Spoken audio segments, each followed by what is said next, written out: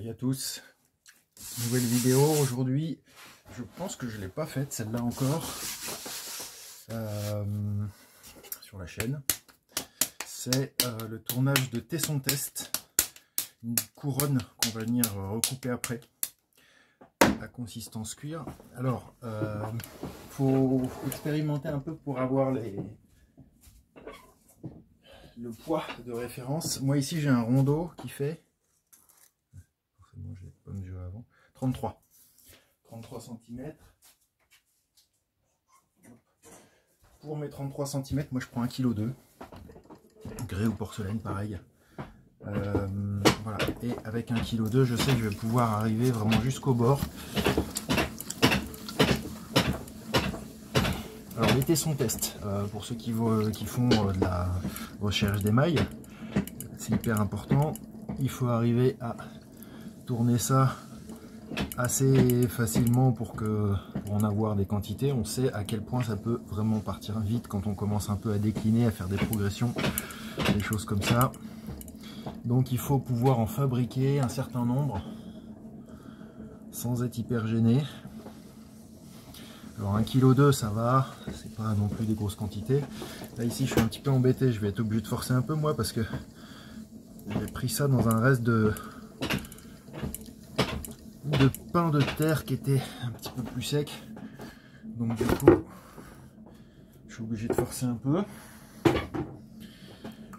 Voilà, donc vous avez vu, j'ai centré, je m'attarde pas trop. L'idée c'est de prendre déjà un bon repère, un bon milieu déjà sur le centrage, et puis ensuite je vais tout de suite presser. L'idée maintenant ça va être d'aller jusqu'en bas, jusqu'au rondeau. Voilà. Alors personnellement, surtout quand l'argile est un petit peu dure comme ça, je n'arrive pas à vraiment, en tout cas avec cette argile là, à vraiment pousser toute la quantité, absolument toute la quantité d'argile qu'il y a sur le rondeau, mais c'est pas si grave. Vous allez voir, j'arrive à quand même tirer l'argile assez bien jusqu'au bout. Donc l'idée ça va être de d'abord créer, vraiment d'aller retrouver le rondeau, et à partir de là, moi j'utilise une position comme ça, je vais en même temps pincer avec la main gauche et la main droite va venir presser. C'est hyper important de presser vers le bas, très fort toujours, parce que quand je vais tirer ici, en même temps que je vais grandir, si je presse pas vers le bas, je perdrai l'adhérence au rondeau, et à ce moment là toute l'argile va, vous voyez ici, va se décoller. Là rien que le mouvement là déjà, ça vient déjà me recoller. Donc en même temps que ma main gauche, celle-là, va venir pousser sur le côté, tirer un peu vers moi, en même temps la main droite avec tout mon poids de corps, je me mets bien en avant dessus. Voilà, et je vais, vous voyez que ça se décentre un petit peu, mais en fait cette position là elle est vachement bien parce qu'elle me permet de centrer, décentrer. Si jamais il y a un petit peu de jeu, elle me permet de recentrer au fur et à mesure. Voilà. Et donc du coup, faites toujours attention à bien conserver une pression vers le bas.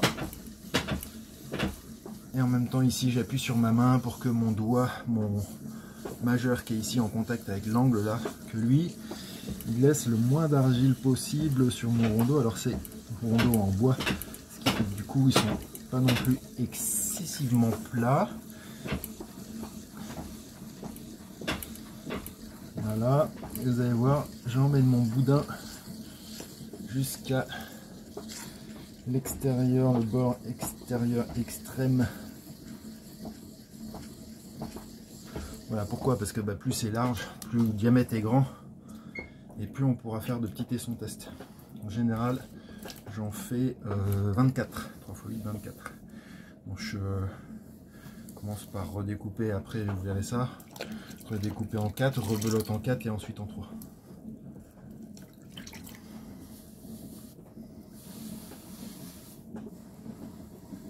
Voilà, donc ici je m'en vais racler un peu pour nettoyer.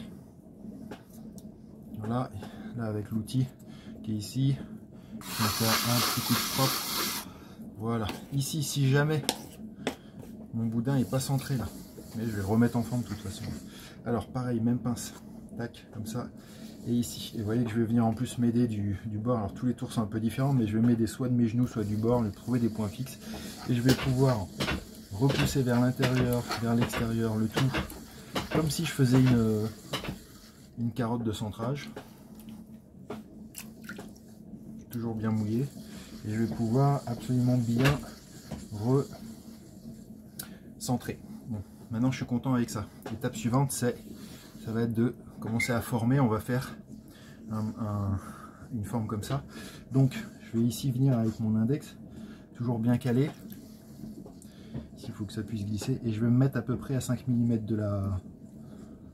du bord. Et qu'est-ce qui va se passer? Du coup, ça va pousser l'argile comme ça. Je vais créer mon fond. Et en même temps, je mets ma main droite ici en garde-fou. L'idée, c'est que je ne perds pas du tout le contrôle. Toujours la pince là et une main par-dessus. On garde vraiment le contrôle. Pourquoi? Parce qu'une fois que je vais arriver au bout, après je vais remonter pour faire ma partie verticale. Je vais la remonter en allant vers l'intérieur. Et ça va être hyper important d'être dans ce mouvement-là. Contrainte de partout, l'argile, elle ne pourra pas vous échapper. Voilà. Et là, ça y est, c'est parti.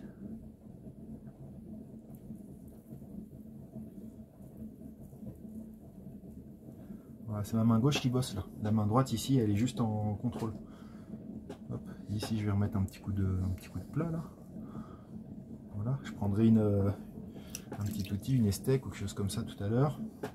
Voilà, j'ai fait une première montée finalement avec mon histoire. Et je vais repartir un coup. Voilà, et là, main droite, un index, ça suffit, et je pousse vers l'intérieur. Voilà. Ça sert à rien de faire trop grand les tessons test parce qu'après, moi j'ai un four de test qui est pas très grand. Après les tessons ils passent plus.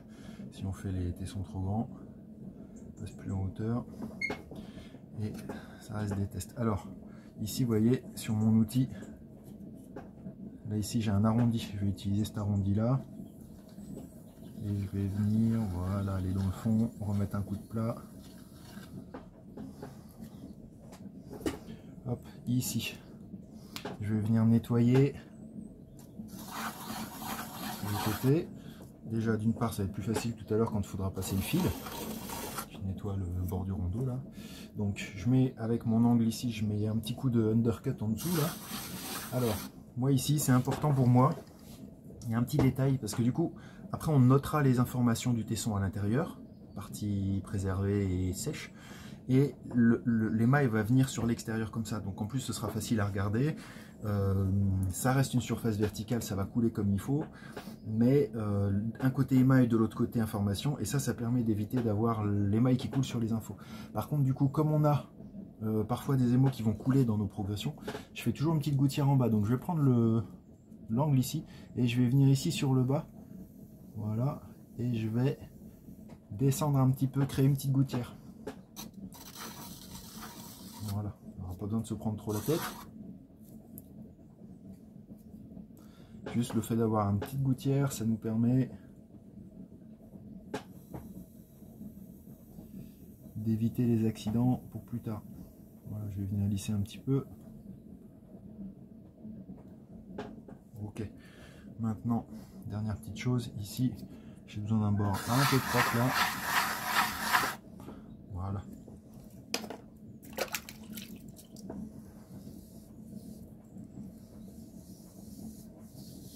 Un petit coup de clean, et ici s'il faut, pareil, petit undercut, ça permet aussi quand le fil va passer d'éviter d'arracher un petit peu. On va avoir des tessons bien propres. Voilà le délire à peu près pour les tessons test. J'ai peut-être été un peu pas mal de matière ici quand même sur la gouttière. Voilà, on va faire ça vite fait. Ça n'a pas besoin d'être, c'est pas une pièce d'exception, hein. L'idée c'est que ce soit propre et que ce soit fonctionnel surtout, donc vous pensez à ça. Voilà, et pourquoi on rentre ici un petit peu l'argile? Parce que du coup, si on avait vraiment un L comme ça, souvent les tessons ils ont tendance à tomber quand ils sont debout comme ça. Alors que là, le fait d'être un peu rentrant, le centre d'inertie il est bien centré et du coup c'est bien stable. Et en même temps, c'est pratique d'avoir ce petit plan penché parce que ça va permettre de mieux voir.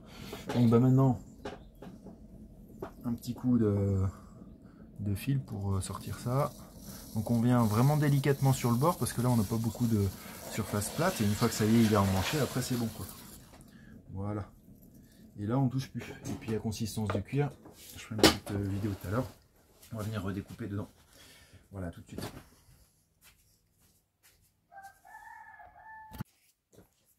Voilà la deuxième partie.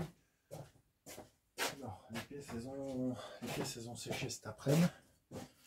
Il fait assez chaud, du coup dans l'après-midi c'est bon. Donc je vais commencer par couper une moitié, pas au millimètre, hein. Je s'embête pas, et on coupe en quart. Voilà. Donc là l'argile elle est quand même pas non plus hyper dure. Par contre si j'attends demain je pense que ça va être un peu tard. Donc je fais là, et ce qu'on peut faire c'est mettre un petit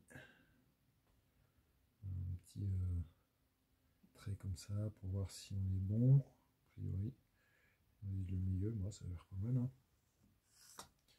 Tac. Hop.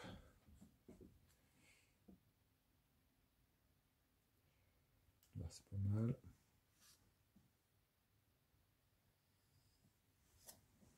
Et là c'est là que je vais recouper en 3. Voilà, pareil.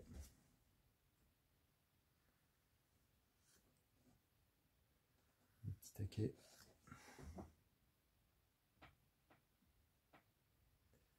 Pour être sûr d'avoir à peu près les mêmes sections.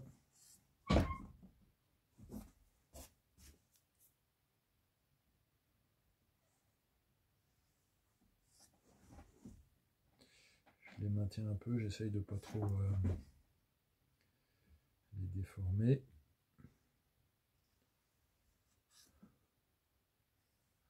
Péter jusqu'au bout là.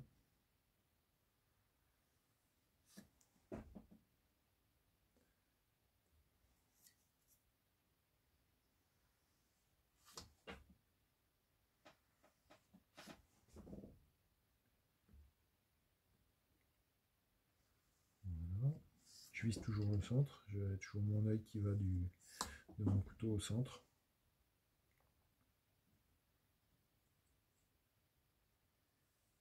On va essayer de respecter un peu le truc. Et on se retrouve avec 24 tessons. Donc vous voyez, c'est quand même, je crois que la première partie je mettais 10 minutes à peu près. Ce qui, quand je bosse et que j'ai pas expliqué ce que je fais, quand je bosse on est plutôt sur la moitié du temps. En gros c'est ça le ratio. Bon, je prends le temps d'expliquer et puis que je fais un peu gaffe à mes gestes, tout ça.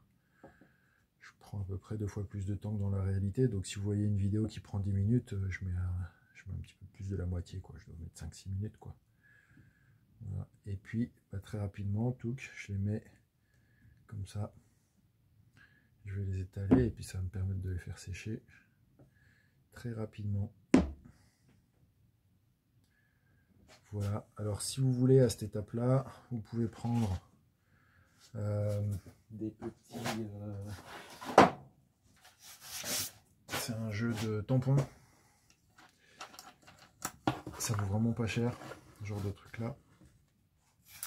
Et là par exemple je vais pouvoir mettre, alors que sais-je moi, le type de terre par exemple. Ce qui est intéressant c'est que quand elles sont biscuitées, on voit plus trop la différence parfois entre le grès et la porcelaine. Ce grès blanc en tout cas, il est un poil plus gris, mais franchement c'est pas flagrant quoi. Donc là, par exemple je vais pouvoir faire ça, grès blanc, voilà, et ça va me permettre de ne pas les confondre. La porcelaine, je mettrais peut-être pas forcément porcelaine, mais voilà. J'aurais pu mettre toute la dénomination du fabricant, mais moi je sais que c'est du grès blanc, pour moi c'est suffisant. Tac. Voilà.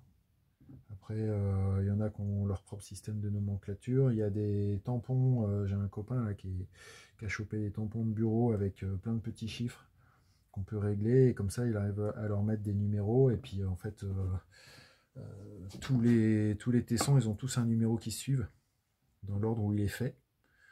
Ce qui fait que derrière, après, il a qu'à prendre cette ref là pour mettre ça dans ses tableaux et savoir ce qu'il a mis dedans.